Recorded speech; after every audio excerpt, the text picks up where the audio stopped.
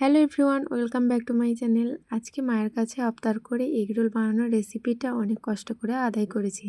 আমি তো এগরোল বানাতেই পারি না, তাই এর জন্য মায়ের সাহায্য লাগবে। এখানে 500 গ্রামের মতো ময়দা চেলে নিয়েছি। এরপর এই ময়দার মধ্যে দিয়ে দেবো ময়নের জন্য দিয়ে দেব পরিমাণ মতো লবণ আর সাদা তেল দিয়ে এই মিশ্রণটা ভালোভাবে মাখিয়ে নেব। জাস্ট অল্প পরিমাণের মতো করে জল দিয়ে এটা আঠার মধ্যে মেখে নেব। মাখতে মাখতে দেখবেন এরকম মতো একটা ডোয়ের মতো তৈরি হয়ে যাবে। এবার এই ডোটা রেখে দেবো 10 মিনিট। 10 মিনিট পর এই ডোগুলোর মধ্যে এরকম মতো করে লেচি কেটে নেব। এবার এই ডোগুলো অল্প পরিমাণ মতো ময়দা দিয়ে এই ডোগুলো বেলে নেব রুটির মতো।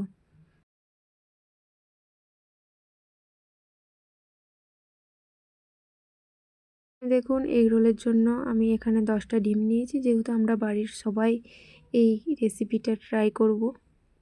এখানে 3টে ডিম আমি ফাটিয়ে নেব।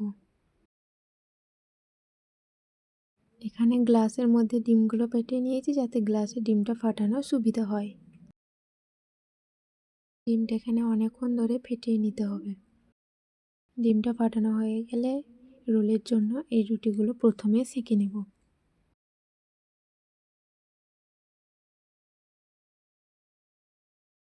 সেঁকানো হয়ে গেলে পরিমাণ মতো তেল দিয়ে রুটিগুলো একটু ভেজে নেব।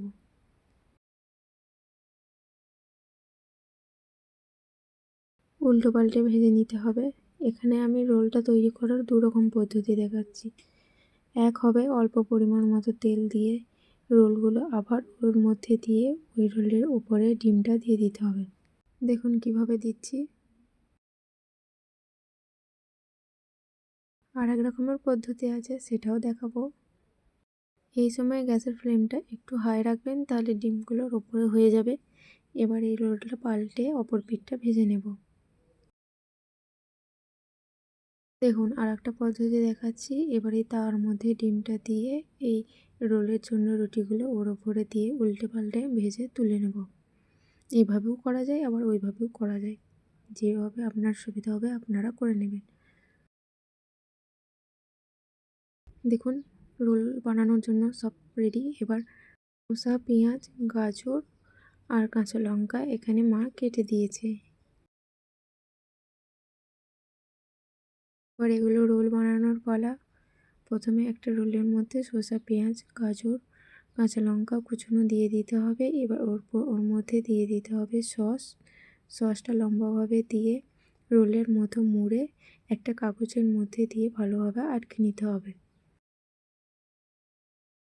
এই রেসিপিটা টিফিনেও আপনারা বাচ্চাদের দিতে পারেন বা বড়দেরও দিতে পারেন। টিফিনের পক্ষে এই রেসিপিটা একদম পারফেক্ট রেসিপি। আবার ইভিনিং স্ন্যাক্সও এই রেসিপিটা ট্রাই করা যায়।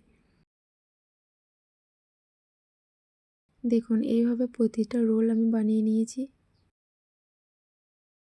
ভিডিওটা ভালো লাগলে লাইক বা কমেন্ট করতে ভুলবেন না। আজকের মতো এই পর্যন্তই। দেখা হচ্ছে নেক্সট ভিডিওতে। টাটা।